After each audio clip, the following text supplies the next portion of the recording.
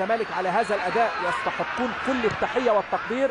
اداء نموذجي في اداء جميل، ضرب لاعب والانطلاقه وهدف يا سلام يا سلام يا سلام.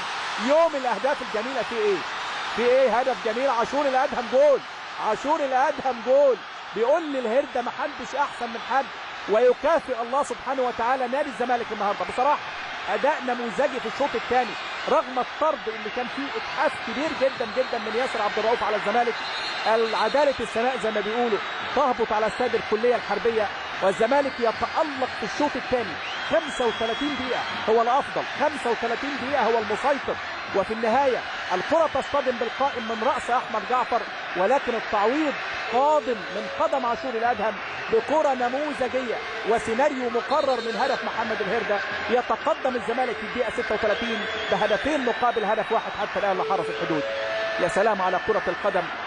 كره القدم او اليوم الزمالك يعطي درسا لكل الانديه وكل اللاعبين. طرد لا يؤثر ابدا، المهم الروح والاداء. وزي ما بيقولوا دايما في قاعده كره القدم وقواعد التدريب، الطرد احيانا كثيره يكون سلاح ذو حدين. ولما خرج عمرو الصفتي الزمالك اداؤه افضل بوجود عمرو الصفتي مع الاحترام ليه كلاعب، ولكن الحماسه عند اللعيبه والشعور بالظلم في بعض الاوقات بيدي اللاعب دافع اكتر.